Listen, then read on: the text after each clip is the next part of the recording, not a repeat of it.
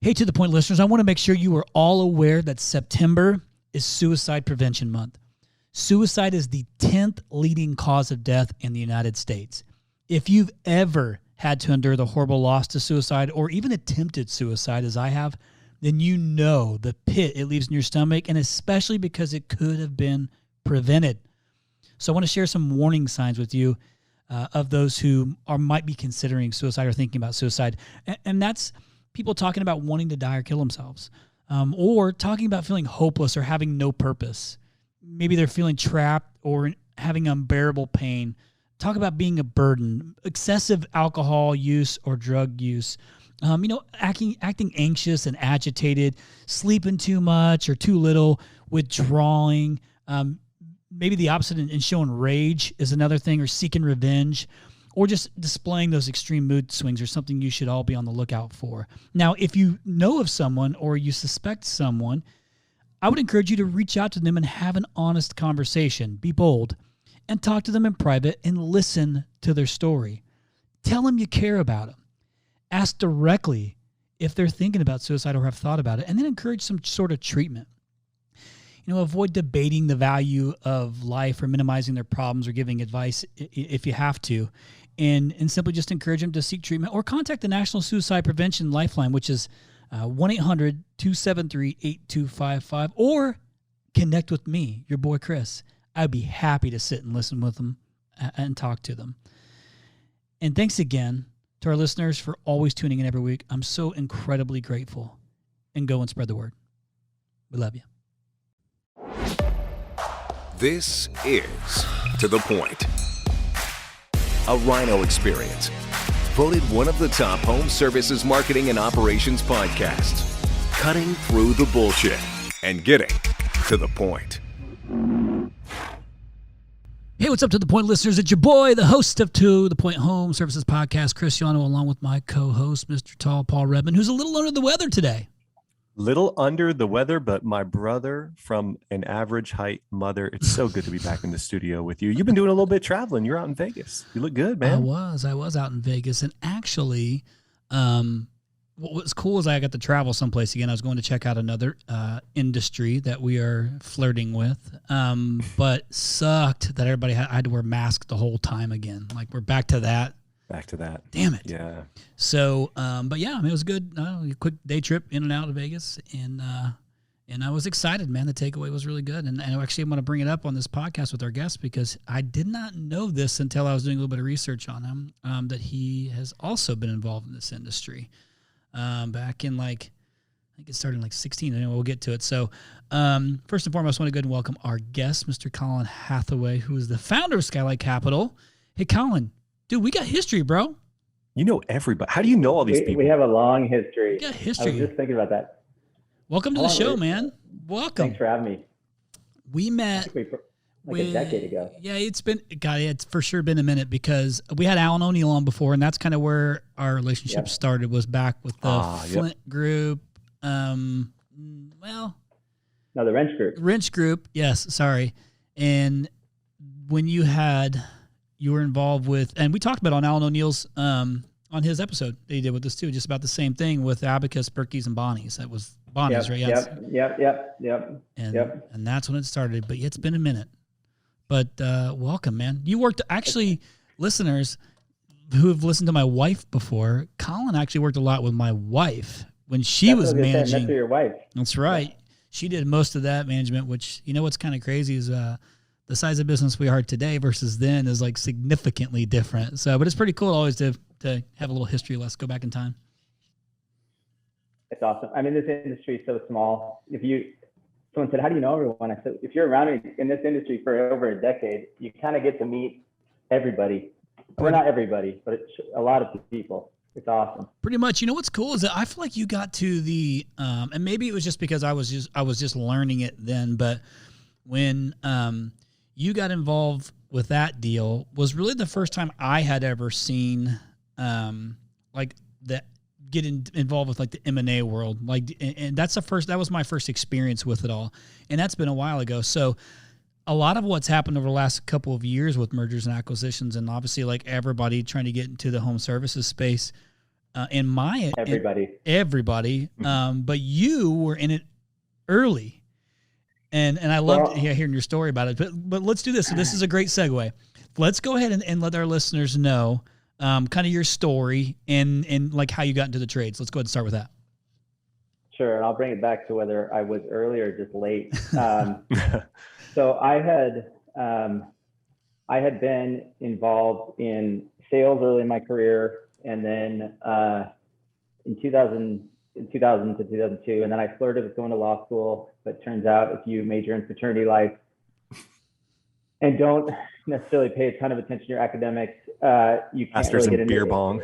It was pretty close. I think when you apply to law school, they tell you what percentile you are. You know, like when you have your kids test, and nobody gets below like 90th percentile, and I was 43rd percentile, and so I was like, that's pretty good. I'm like, no, that's like almost the bottom third. So yeah, I didn't get into law school, and a friend referred me to a private equity firm in San Francisco for a job where I was supposed to source deals, which is like finding business brokers, which I'm sure contact your listeners all the time. And some of them are worth talking to and are really good advocates, and some maybe less so. But my job was basically to call business brokers and find companies that were for sale, looking at companies that were kind of 3 million plus of operating profit or EBITDA. And that's what I did. And for me, it was an easy job because no one at my sales job ever called me back, and all the brokers wanted to call me back because we were their prime customer. And that's how I learned a little bit about finding opportunities to invest in. The issue was that when I started in this job, I was almost fired in the first week because I screwed up a huge financial analysis because I didn't understand any of the financials. And that's a problem. Almost blew like a $20 million investment. And you may have heard this, but the owner or the guy who started the firm said, "What is this analysis?" I said, "It's pretty bad." And he's like, "It's terrible." I said, "I know." And he's like, "Why is like it's almost like you don't know the 3 financial statements?" And I said, "I don't." He's like, "What do you mean?" I said, "What do you mean?" He's like, "What do you mean?" I said, "What do you mean?" And he's like, "How'd you get a job here?" I said, "Because you never asked. You asked if I was good on the phone, and I'm awesome."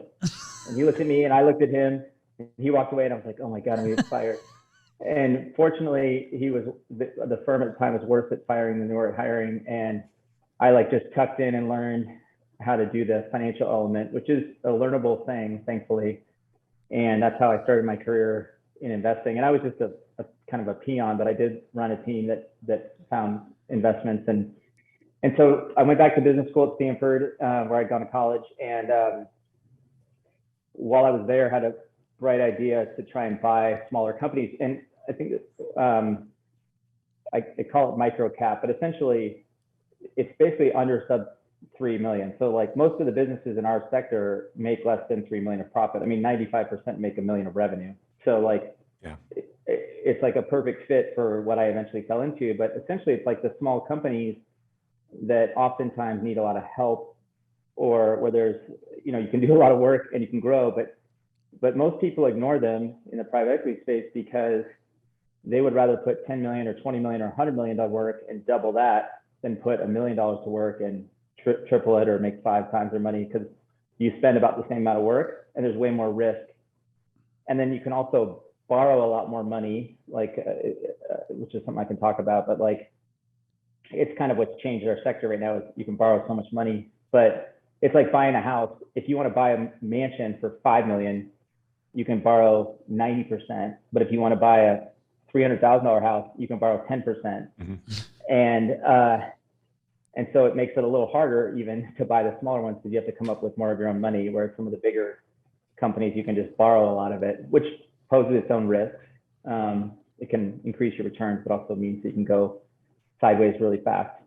Hey, Collin, real quick, can you go ahead and give a timeline on that just so we can kind of follow the progression? Yeah, so I started Skylight right out of business school in 2007. So I graduated college in 2000, right into the tech bust. And I graduated business school in 2007 when I launched Skylight, right into the Great Recession. Perfect. So I nailed it. I hit 2 recessions both times I got out of school. And fortunately for me, I found Bonnie Plumbing, which is how I got into space. And I was looking between Bonnie and Sacramento, and I was living in San Francisco at the time with my wife. And looking at this company in Vegas that made the plastic things that you put dollar bills into for Coke machines and slot machines. And I was like, well, I can only do one, and I'll just do this one that's closer. And my friends were like, what are you doing? You're buying a plumbing company? And I was like, yeah, it's close. So if there's a problem, I can get there. The owners are amazing. Candy and Mark Bonney are fantastic. And they were keeping 20%. So we're going to be partners. And I was like, you guys all say a recession's coming. I'm pretty sure toilets still break in a recession. And they're like, that's the stupidest thing I've ever heard. I was like, yeah, I know. But like, if I was really smart, I'd be at Facebook or like Goldman Sachs, and neither one is called. So I'm just going to buy it. And I bought it, and Bear Stearns went under 2 weeks later, and stuff just for those of you who remember, like stuff hit the fan hard. Oh yeah. And we persevered. I mean, we grew 2% and 3% in 08 and 09, which is not awesome, but was a lot better than a lot of other people did. And that was how I cut my teeth and got into the home service space. And then, you know, over the last 10 years, or 12, 13 years now, I managed to start a group now called the Wrench Group that in 2011, I bought a company called Berkey's in Dallas. In 2012, I bought a company called Abacus in Houston with Alan O'Neill. Yep. And that was the start of what's now the Wrench Group. But that was around 2012. And I've been in the home services for now like 4 years. And it just like finally figured out how to take the stuff that seemed to work well at one company and like basically drop it on the other ones. And the company's like, and I had great partners. Alan O'Neill is amazing. The Bonnies were fantastic. And Alan, you know, he was leading the company, and then he actually took over Berkey's in Dallas. But like we sort of figured it out, and the company's just shot through the roof. Like Sacramento went from 9 to 23 million in 3 years, and Dallas went from 9 to 20, and Houston went from 9 to 30. And then the Texas group, we bought Parker and Sons in Phoenix, which is a guy I think you should talk to if you haven't, and Paul Kelly. And and so we were at like 100 million, and then we ended up, Coolray joined our group. And at the time, my investors said, we want to sell. And I said, please don't sell. Like, we're just figuring this out. And they said, we want to sell. And we sold in 2016 for $200 million. And it was a pretty big swing, because not that long before that, I had moved to Seattle, where I'm from, with my wife. We had a 3-month-old and 15 grand in the bank and a rental house. And all some people are like, oh, you have a rental house. And I'm like, not an income property, it's a rental house. Like, I have like barely enough. I have like 5 months rent. That's it. That's what I got. And so it was, you know, I feel very grateful. Alan was amazing. And then the last few years, I bought a roofing company, which maybe you want to talk about, Guardian Roofing, in December of 16, again with really great partners, Lori and Matt Swanson, who started it. Was doing about 10 million of revenue when I bought it, and now we're doing 21 or 2 million 4 years later. And 2 years ago, I raised $30 million to go start another group of plumbing air conditioning companies. So we started the Flint Group, and we now have 5 businesses, hopefully 6 soon, and we'll probably finish the year around 90 million of revenue. Wow. And you brought Trevor on? Oh yeah, I partnered with Trevor Flanagan. It was amazing. With Ruby, right? He was, with Ruby. And before that with Bob Hamilton of Kansas City. And we met, we kind of had known of each other. We talked once on the phone, and we got together in April of 19. So I was just raising the money and had like a ton of interest. It was great. I was going to raise 20 million and I had like 45 million of interest. So we got raised 30, and Trevor and I hit it off over like a 3-hour dinner. No, we didn't even have drinks. So like hard to have 3-hour dinner with no drink. No kidding. And I think I was trying to lose some holiday weight from the previous holiday, and like 6 months earlier. And July. It was a long time before. And so we hit it off, and at the end I was like, gosh, he's like, what you're doing sounds great. And I said, I'd really like to work with you. Would you ever want to work with me? And he's like, what does that look like? And like a week later, we hadn't signed up as a partner in the COO, and he had promised his wife they'd go on a month-long trip, and she passed the bar exam. So he's the only guy I know who takes like a pre-work sabbatical. I was like, this is supposed to be after like 10 years you go on a sabbatical. He's like, I know, I'm going to front load. So so he started, and it's been remarkable. It's really hard to envision finding a partner over dinner and having it work, and it's just gone really well. He's been amazing. Yeah, man. Shout out to Trevor. He's a good dude. And you He's a great invested guy. in his software company? No, I didn't. I just Okay. we had just heard of each other, and I think Got probably they sold all our companies, and we didn't. He was up for a Nexstar event in Seattle, and I said let's just get together, and now 2 years later, here we are. Yeah, because he had One sold thing leads to another. home service chats Yeah. to Ruby. That's what it was. Hey, yeah. So real quick, you're right. You hit the nail on the head. I did want to touch on that 2016 year with roofing, and I'll tell you why. And I've said it a couple times. I was up in Las Vegas for the International Roofing Expo, and just kind of getting a feel for everything, trying to immerse myself into it. But the reason is again, because I've been noticing some of the private equity players, big contractors now buying roofing companies. So naturally, like once I see enough of it happening, there's a pattern. So I'm like, I got to go check this out. And I kind of, because we own, if you're listening for the first time, I'm the CEO of a company called Rhino Strategic Solutions. Why that's important is we're a digital marketing company, but only for the trades. Literally since Collin and I have known each other, it's just HVAC, plumbing, electrical is our focus. So I've kind of followed these patterns. And as we've brought on roofing companies, one, it's significantly easier than HVAC in regards to my world. But I like it. It's easy, but they're so far behind. It's like, I went and listened to some of the breakouts, and some of these things are just still super far behind, which is encouraging for me to hear on how I could come and help elevate it. But like, are you noticing any sort of pattern like that as well? Like, obviously you're in that level.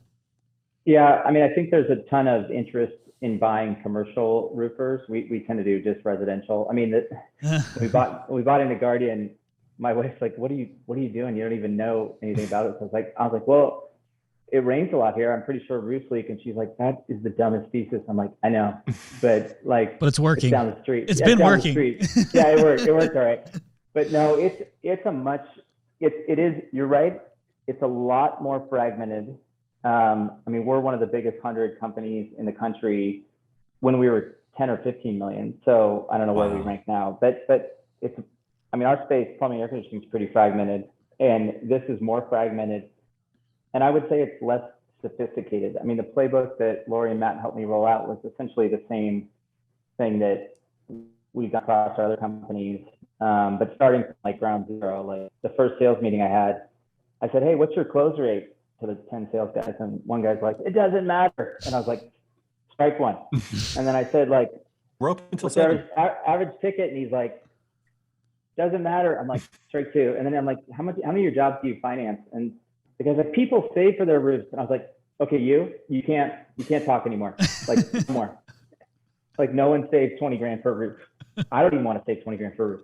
So, we had to go in and like start introducing KPIs and financing and all this stuff. And maybe a bunch of companies do that. I just don't think they do. The only risk is there's a lot less regulation. There's supposed to be regulation, but like there's a lot more 3 dudes in a truck. Yeah. And a lot of more, like we do everything compliant with the law, and we pay $4 to the state of Washington for every hour that our guys work, because the workers' comp is through the state here. And if you just pay your guys in cash halfway or all the way, then you don't pay that $4, and suddenly the pricing is much lower. Now there's no warranties, and if dude falls off the roof, the homeowner's totally hosed. But that's just one risk. It's a great business. I'd say maybe it's not quite as good as plumbing and air conditioning. I mean, if you just think about it, if a roof's 15 grand or 20 grand, it takes 4 guys 2 days. We can put in 2 HVAC systems at 10 grand a pop, 4 guys in 1 day. So just the margins are a little bit better in the plumbing and HVAC space. Got it. So when you were taking these companies, Chris, I know we have so many questions, but when you were taking these companies from 3 to 7 to 9 to 10 to 20, what were some of the foundational things that you found? Like I'm picturing you at Bonnie's and things are clicking and you're seeing results. And when did it click to say, "Oh, here's my playbook"? Like, what was your early playbook to grow these companies? Oh, I wish that was a playbook. It was like a total cluster. I would just walk around and ask a lot of questions. And it was a real eye opener for me. I mean, I walked in and we bought the company, and I said, "Hey, I'm the new guy," and like wanted to make a big deal of it, which now we don't do at all. And I said, "I want to interview your top 10 techs." And so, well, I didn't call them plumbers because we didn't call them, I didn't even know what they're called, techs. And I was like, hey, what if I could tell you one day you'd have opportunity to be a manager? And they're like, ooh, nope, no way, nope. And I was like, okay, well, no. And like, no one wanted it. It was just a much different deal. And I just didn't understand how it worked. And the Bonnies, the thing that I was very lucky is the Bonnies they knew everything about that company and had the best culture. They took such good care of their employees. We used to pay 100% of our employees and their families' health care, which is now like so cost prohibitive. But they were amazing. So we started from like a really good spot. And then a lot of it was just like, our website was one page with a coupon link. And when you clicked on the coupon link, it went to an error page. So I was like, can we update that? And they're like, do you know how to do that? I'm like, no. But someone does. So like we built a new website. We launched air conditioning. They were very profitable, but like the goal was always like, what's the minimum amount we have to pay for XYZ role? And after like the third iteration of it, I was like, hey, can we just pay like regular and see what happens? And it turns out like regular generated a much better employee. And Weird. Yeah, I know. So it was way easier. So then we started paying regular. Or even above regular, and then you get like great employees.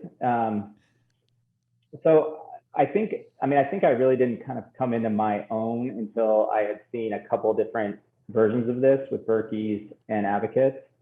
And then, I had this Salt Lake debacle in the middle, which was outside of plumbing and air conditioning. We're going deeper on that. It wasn't really a playbook. Now it's much more refined. It's, invest in a company. We pretty much evaluate and hire a new controller.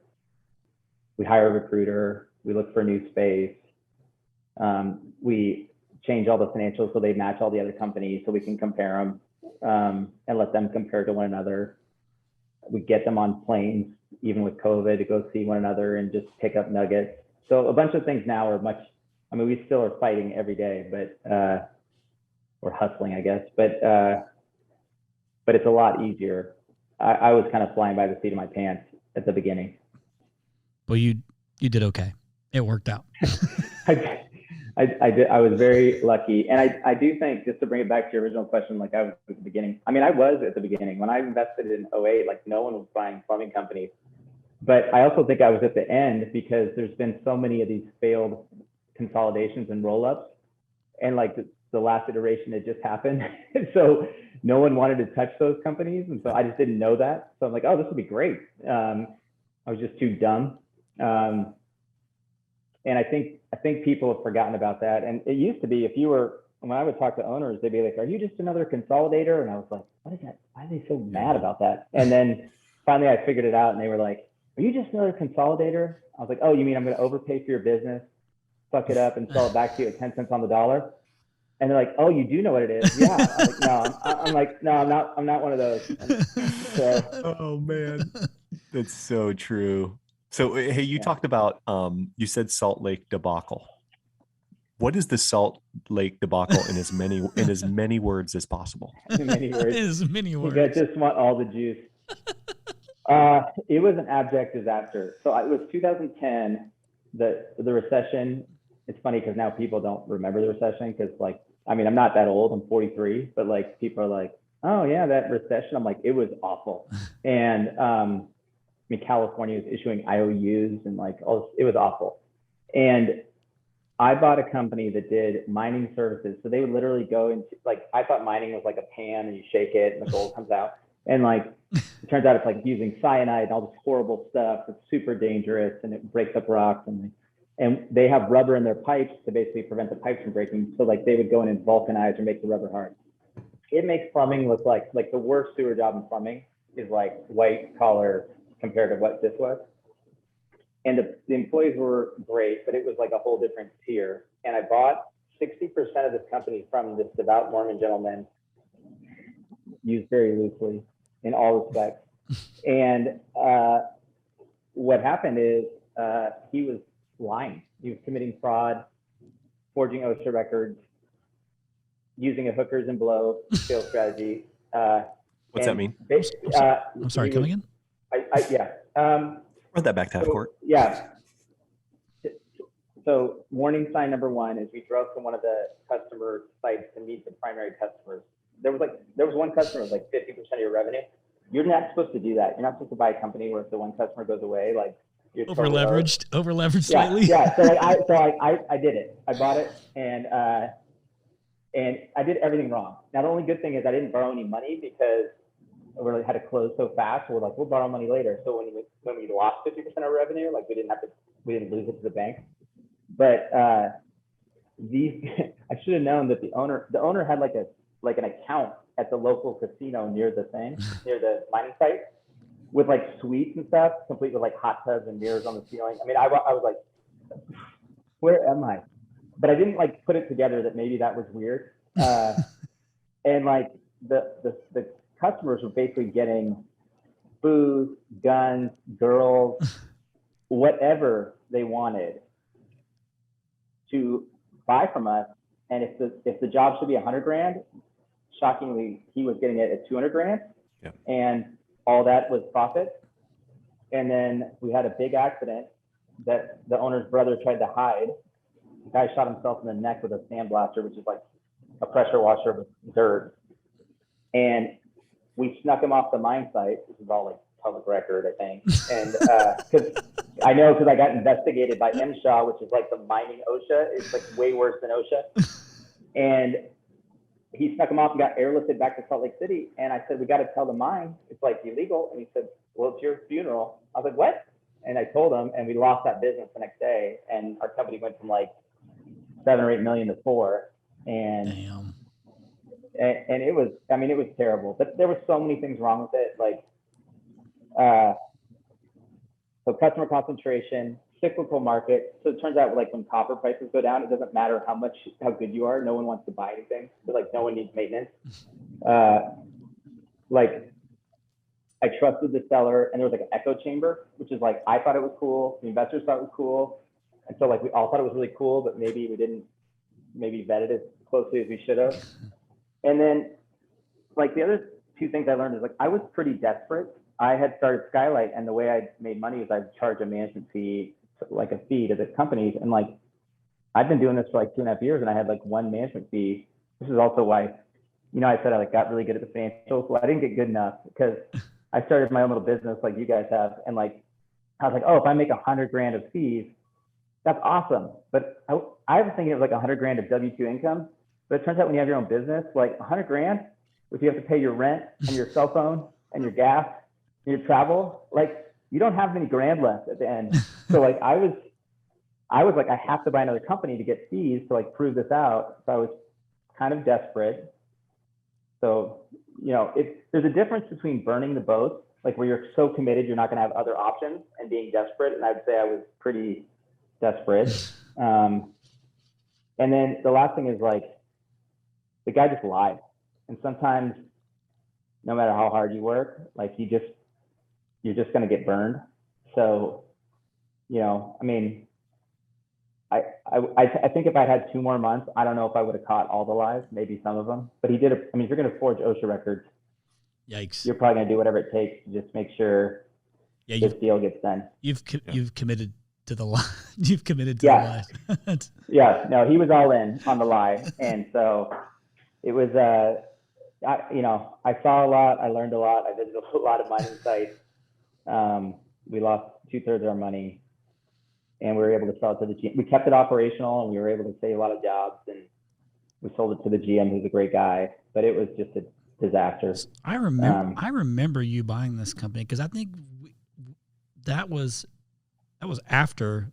When was it? So what it was after Bonnie. Yeah. I bought Bonnie in 2008, and then this company in 2010. That's it.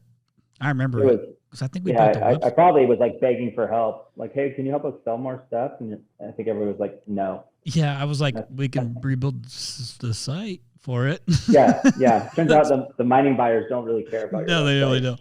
They like the guns and the booze and the girls. We had it all wrong. Yeah. No, I mean, I now have a pretty foolproof plan for increasing profit on a short-term basis. You just better only do it for a short-term basis and then get out. But you're not endorsing that strategy. I'm not endorsing it. I'm just suggesting that I know of it. It has been used on me, so I'm now aware of it. So I want to go back to shortly after Stanford. You're in the Bay Area. You're working in the boiler room type area. What did you learn from that season of your life? And has it carried with you to today? Has it informed how you behave? What did you learn there? I mean, it's the best job that I never want to do again. It taught me so much, and not just the colloquialisms that I got screamed at me every day. I mean, if you've seen Glengarry Glen Ross or Boiler Room, if you haven't, you should watch both. Amazing. Collin, check this out real quick. You guys, the listeners can't see this, but I'm actually facing my camera towards a whiteboard here in the podcast room. Can you see what that says? Does it say coffees for closers? It says always be closing. Always be closing. Yeah. So yes, that's perfect. So somebody, while I was gone yesterday, was having a little fun with the whiteboard because I don't ever use that. So somebody else wrote that. But I know the movie. I've watched the movie plenty of times. I'm sorry. Go ahead. No, so I worked out of a converted nunnery, and there was like 6 of us in this like office, and my boss was an ex-fraternity guy from Arizona, and we come in and just scream like, "Act as if, Hathaway." I was like, "Act as if what?" He's like, "Act as if you know what the hell you're doing." And I'm like, I don't, I just got here. And, always be closing. And I'm like, oh, and my favorite is like net. He's like, net. And I was like, what does that mean? Right. Oh gosh. Yeah. I'm like, plus minus. He's like, fuck you, Hathaway. I'm like, okay. So if anyone says net, I'm like, nope, sorry. Doesn't make sense.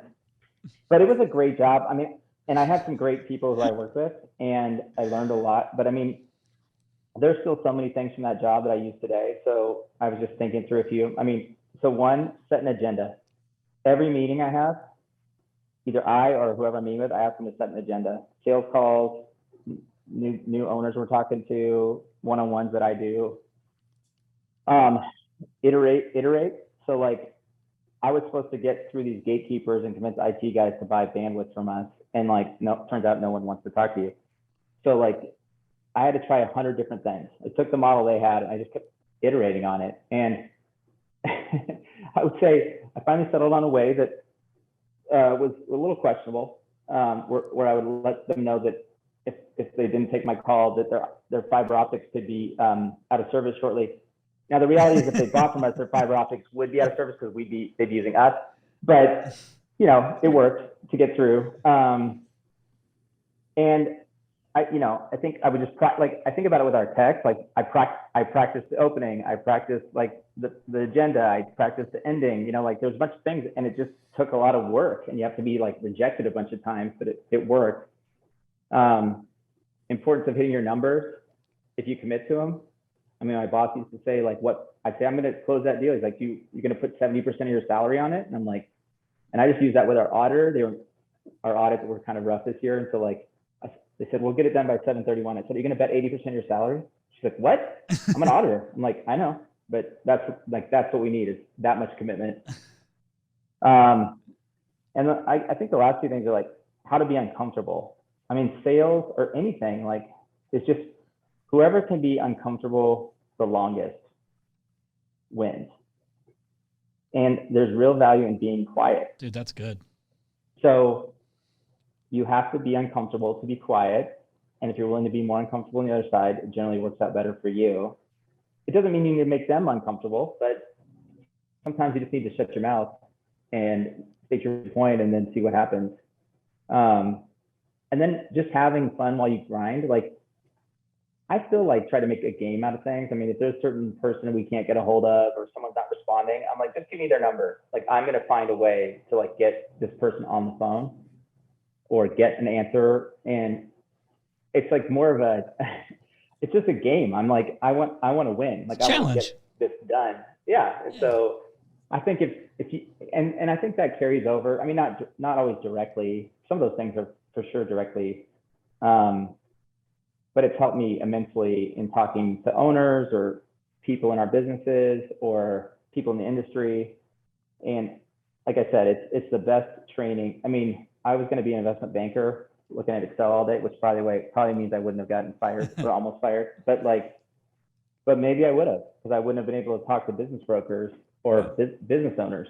And so it's not the most direct path to where I would have, like some kids said, I want to follow your path. And I was like, okay, so like you quit your job to go to a crappy startup that almost goes out. Like you don't get into law school, you know, you almost get fired from your private equity job. You start a company in a recession, you almost go personally bankrupt.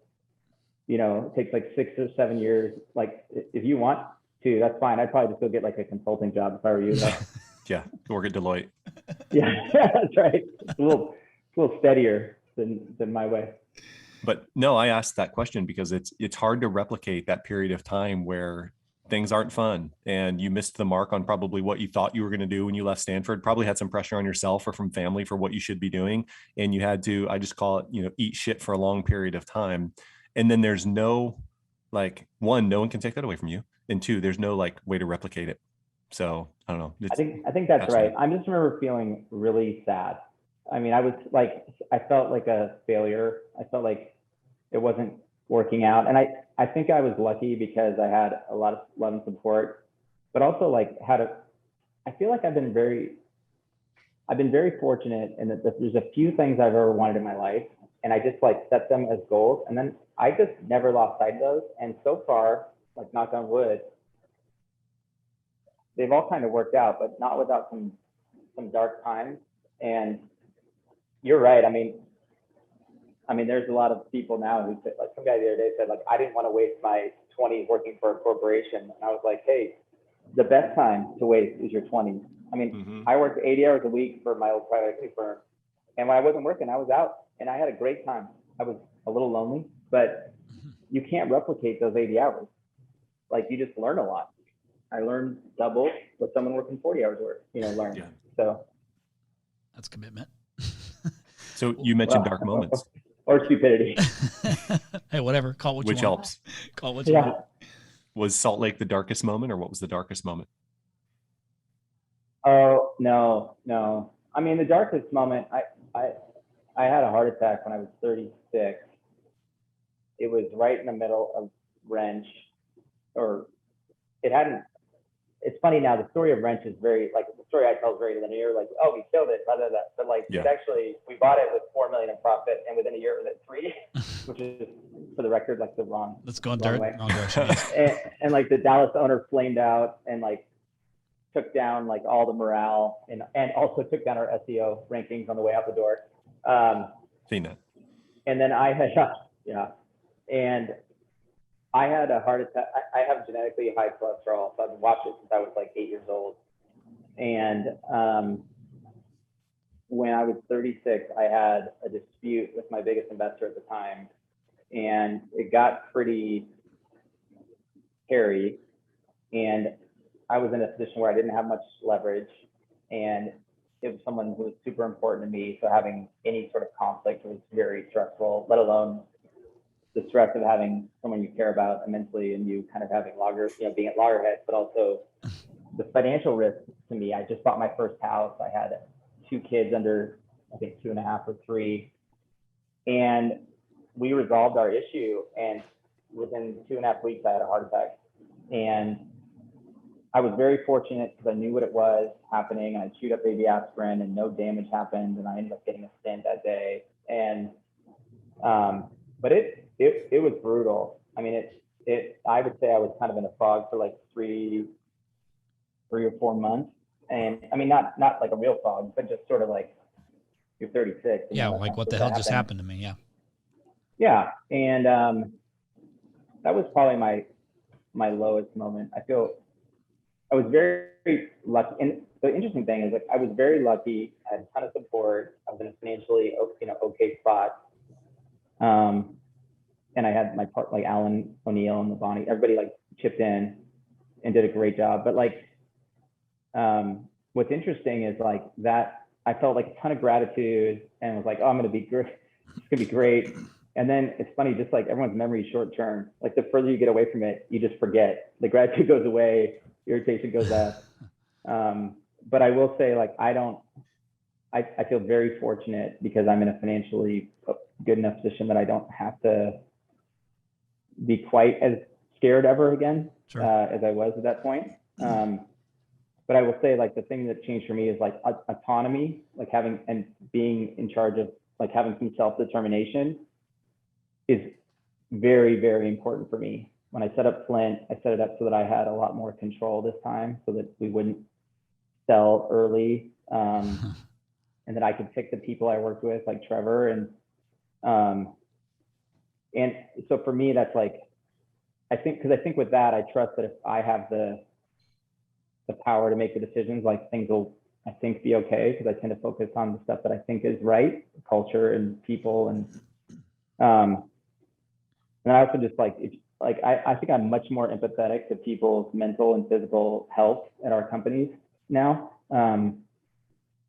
You know, when you're younger, again, I don't, it's like an old man, but I don't know if you're always that empathetic or aware, but people having kids and their kids getting sick or real serious things, or parents, I feel like I'm much more supportive of that. And so I think that bodes well for our businesses, but also is just the right thing to do for the companies and the people that work for us. Dude, I think empathy is I've said it over and over again, is a phenomenal characteristic of a leader. I stand by that. I want to lift this back up a little bit. Sure. So, what was your second darkest moment in your life, shut Collin? up, Paul. Talking to you, asshole. That's what his second darkest moment is. Yeah. Oh, Not yet. So let's talk about. Okay. I mean, if you have the bubonic plague right now and you bite it on this call, that would be suboptimal. Just keep drinking your fluids. Yeah, thank you. Well, okay. So now let's talk about some success, okay? Because I want to talk about some. You've had plenty of it. You had to go through it to get to it, but you've had some great success. And what will you share? Maybe some of your best post-acquisition success stories that you've seen kind of in your stint here. I don't think. Well, here's the deal. Actually, I'm not going to say I think. Based on my experience, I've heard good and I've heard bad. Not only from the contractors themselves who have entered into that type of a partnership, but even from some of the private equity firms themselves, on, like, obviously kind of like you experienced too with the with the mining thing, like, maybe due diligence, like, there's a lie is a lie. Sometimes you can't uncover all the lies until you're into it, but let's share some of the good stories, because you've had plenty of those as well. So, like, give me a good post-acquisition, like, success story. I think it kind of depends on how the folks we're working with define success. I mean, one of the best success stories, and I don't want to be duplicative for you, is like Alan O'Neill. I mean, Alan O'Neill is one of the most phenomenal leaders I've ever met, and he's the guy who runs Abacus and Berkey's and Baker Brothers in Texas for Wrench Group. I mean, the guy, again, I know you did a podcast with him, but he worked at the airport as a plumber in Ireland. And then he became a plumber here. And then he became the president of the plumbing company. Then he started a plumbing company. My favorite story, he had 2 owners and no calls. I was like, that's the worst plumbing start I've ever heard of. But he built a $9 million plumbing company with 4,000 plumbing service agreements, which I've never, ever seen, or I've tried to replicate everywhere and never been able to do it. And he sold to us and made a good chunk of money, and then kept ownership. And then we sold in 16, made a good chunk of money again. And then sold again in 19. So remember I said we sold too early for 200 million? Yep. Well, then they sold for 750 million 3 years later, which would indicate that even if I hadn't done as well as Ken, Ken's done a phenomenal job with Wrench Group. Wow. Like, at least if we'd missed the mark and only hit 500 million, that would have been great. So we're not going to sell too early. No. I get it. But yeah, like, and what's cool is, like, for Alan, not only did he do well financially, but, like, he has kept control of that culture. Not control of it, like, he has just ensured that the culture has stayed A+ as it went from 9 million to 60 million. And then he's taken that to Berkey's and implemented this great culture. And then Jimmy at Baker Brothers had a great culture, but he's kept that too. And meanwhile, as an executive, now he's running, I don't even know how big they are, a huge group in Texas. Like, that's pretty awesome. And he's probably one of the most intuitive, smart owners and executives I've ever met. And just like a joy, like he's like a sponge, and he's the best I've ever seen at change management, which is what you got to be if you're going to grow one of these companies. So I think that's like a great story. At Flint Group, I guess I'll use our roofing company, Matt and Lori, they had a third partner who was a bit, they had some conflict with, and I bought into Guardian, and the third partner went away.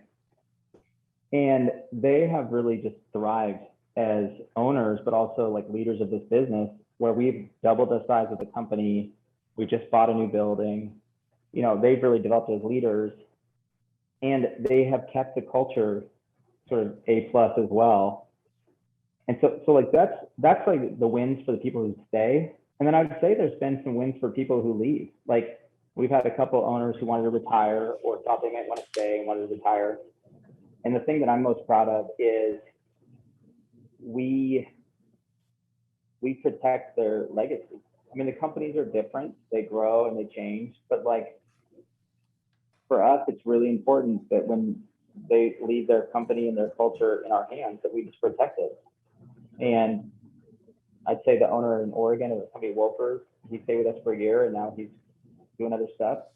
And I think it's gone really well. And it's and he's a part owner of Flint, and that's been really financially, I think, will be good for him, but also just he can rest easy knowing that the company's in good hands. Is that John? Yeah, John Kristen. He's amazing. Small world. Awesome. Great guy. Yeah, he's the best. So thanks for sharing those stories. I mean, I've also heard a bunch. It's just that, like, I just recently heard one that was, I'm not going to call it any names, but didn't go as advertised. And I hate hearing those stories because of the family's impact. But obviously has nothing to do with you, Collin. But just unfortunate, man. I hate hearing when things don't go as advertised. So especially when somebody puts so much work into it. Well, I think the thing that's tough, I mean, there's always risk, right? Like the flip side of my deal in Salt Lake is it can be the flip side for the seller, And so I think it's really important that the owners know what they want, if they can. I mean, they can't always tell. And then the tricky part is, like, we tend to keep our stuff pretty simple.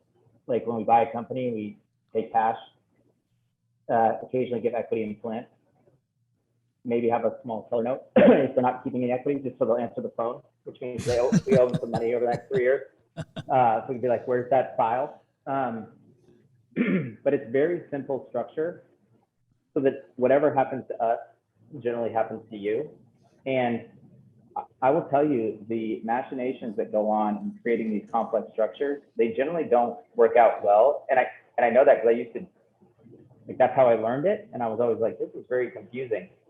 I mean, I remember when we bought Berkey's, we had a complex structure where the owner was basically at the very bottom, like we get paid at the very end. And then when we bought Abacus, I was like, this is really confusing. Like, the owner in Dallas doesn't know if he's going to get screwed or not. And he owned like 13%. And I said, well, why don't we just change it to 10%? And he gets the same equity, the ownership structure as like all of us. Or I was at the very back. I owned like the very end of the bus now. But the investors, the owner got the same as the investors. And my lawyer was like, why would you do that? No one ever does that. I said, well, it just makes sense. Like, it's just more fair. And now no one has to wonder. If it goes bad, we all do bad, and I do worse.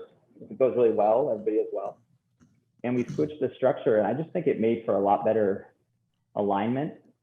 And yeah, so I don't know. I mean, I can tell you all the risks of the private equity space and some of the stuff that I think I'm seeing and hearing now, which makes me a little nervous. Please do. I mean, keep going.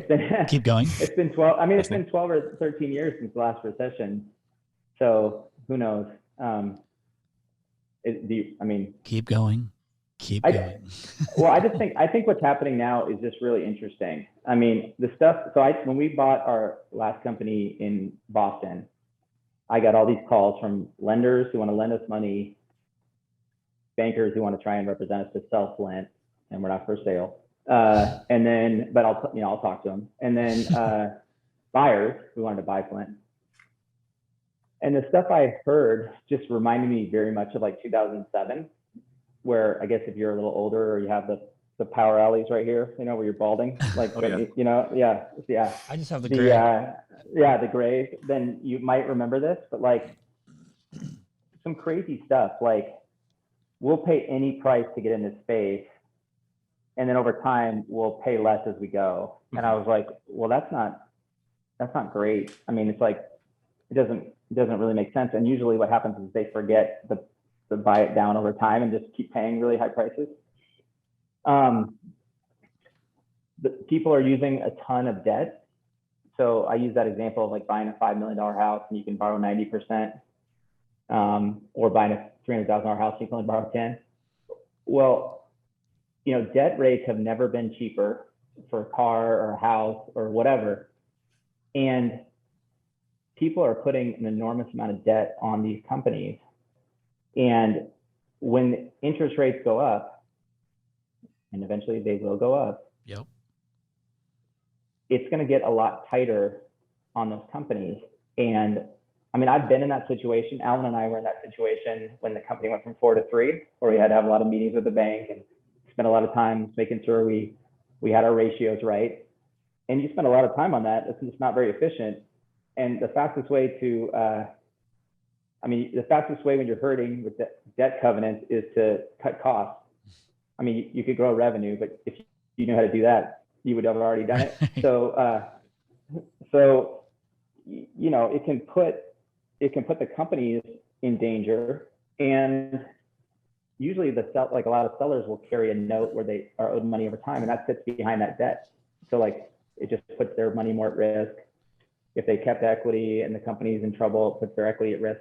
The investors may decide to put more money in to pay down debt, and then they come to the seller and say, hey, do you want to stay in your position as 10% owner? You need to put in 10% of the money. Well, that wasn't part of the plan. Yeah, well, sorry. So I think, and then what I'm seeing right now is like, a lot of people don't really understand our business, and it's not like rocket science, but like I talked to a guy who said, oh yeah, when we buy companies, we cut our material costs by 50%. I said, what do you mean? He's like, oh, we buy a company and we cut our material costs 50%. I said, that's bullshit. He's like, what? I said, who come up with that? Like somebody in New York in a spreadsheet? And he's like, yeah. I was like, yeah, that's not true. Like, do you know how to read any of the 3 financial documents? Yeah. Well, they do. They know how to read all of them. They just don't know how it actually works. So, I mean, I think there are some cost savings with scale and everything, but I just think some of the folks coming in are making some ridiculous assumptions, and a lot of it's predicated on the greater fool being around at the end to buy for more than you paid. And when that slams shut, a lot of folks are going to be left with a bunch of companies that they're not really sure what to do with. And I just think that doesn't bode well for our industry or the sellers or the companies that they've worked so hard to build. And it's not going to prevent people from selling because people are paying some crazy prices right now. But right. I just think they need to be aware. And it's becoming a little bit of a money grab, which, by the way, like I don't fault anyone for it. Like if someone offers $1 gajillion for your company and you want to retire, you should take the $1 gajillion. But I just think some of them are a little riskier bets than they're leading people to believe. But you got to have an exit strategy, right? So like you're still got to follow like your own, what's your plan, and then research. If you plan on making a complete exit, then whatever. Like if it's just a money grab, but if not, and you're trying to roll equity into it, you got to find the right partner that kind of matches what like that works for you. And there's plenty of options too. It's just that, I mean, this is one of those deals where you've been, and again, this is from my perspective. You were the first guy I saw in it because I was a part of it. Like I was a part of that. And that's what my first introduction was way back then. So yeah, I'm a big believer in finding the right partner. Absolutely matters, and making sure that cultures align, which you've said culture multiple times. And I really appreciate you saying that because it is extremely important and it is overlooked. And by the way, Alan O'Neill, which I know he listens to some of these podcasts and he'll send me messages. It's not fair when you have somebody who has an accent, by the way. It's easier to build a company. Totally not fair. But he was he's the best. But he was a great guest on this, and I would segue that into. You obviously have gotten to know like hundreds of like owners, operators, and people, industry leaders, and things like that. We have not asked this live on a podcast before, Paul, but do you have anybody that you would say, hey, man, you got to have this guy or this gal on your podcast? Like, is there anybody you can think of that we should have on here? Like, you got to have this dude on. You mentioned already with Parker and Sons with Paul Kelly, and great company. I'm in Phoenix. I know Josh really well. Know his wife Laura really well. We do a lot of business together actually. So, but outside of Paul Kelly, who would be great by the way, it makes perfect sense because I could get him in the studio. But who else would you recommend? I think Paul's great. I mean, I think Trevor, my partner, would be. He won't do it. I asked him. Well, you could try. You could try again. Okay. We will. I have met few people who are better at the operational mechanics of plumbing and air conditioning business. I mean, and it may be, it's your podcast, but like I've never seen anyone who understands what drives a business and how it works better than him.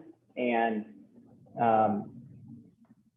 I think he's phenomenal and might be able to get into some of the granularity, which could be interesting or not for certain owners, of just how he thinks about running our companies. He's just been, I mean, I've learned a ton. It's been awesome.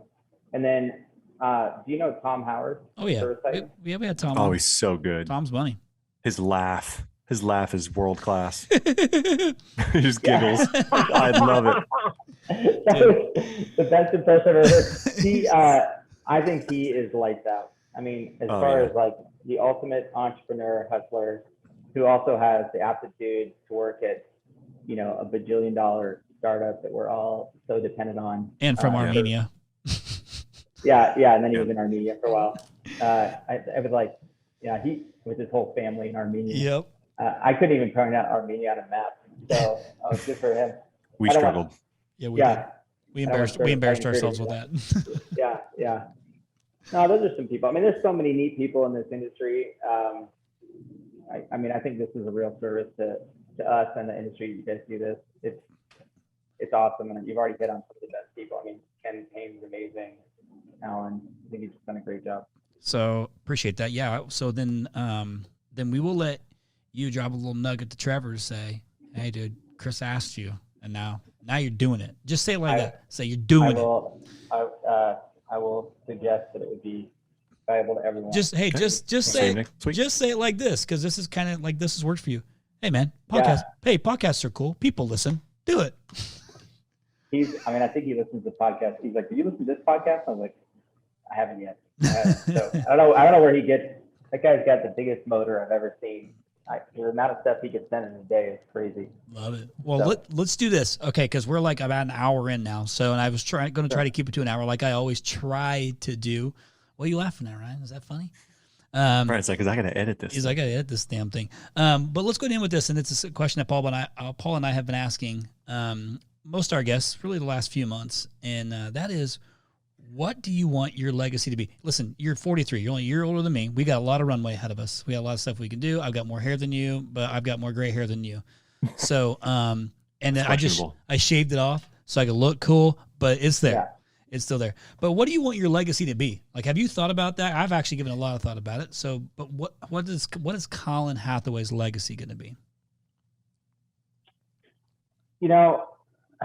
It's hard. When I was younger, like I had some pretty heady aspirations for what I wanted, like the general legacy to be. And I thought it was, like how do you impact the most people? And I think as I've gotten a little bit older and I had some of these health things and had a little time to check the ego a little bit. I mean, my folks were amazing for me and gave me so much love and support when I had some pretty tough times in junior high or college or when I couldn't get into law school.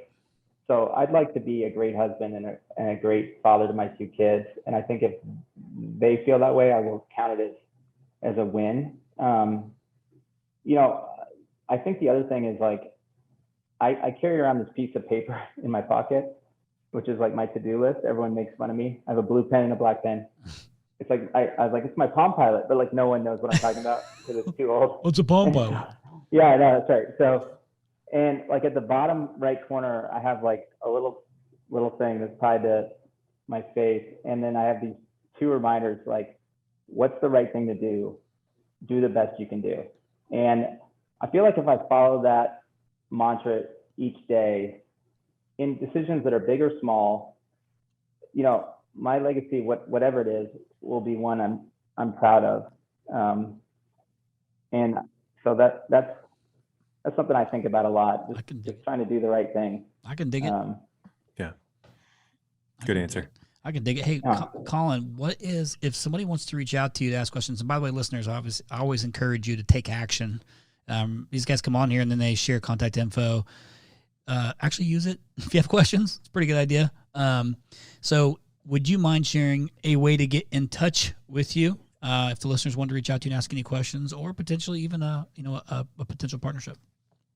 Sure. So you can go to our website, FlintG, FLINT as in Tom, G as in girl, or gamma. Or group. Yeah.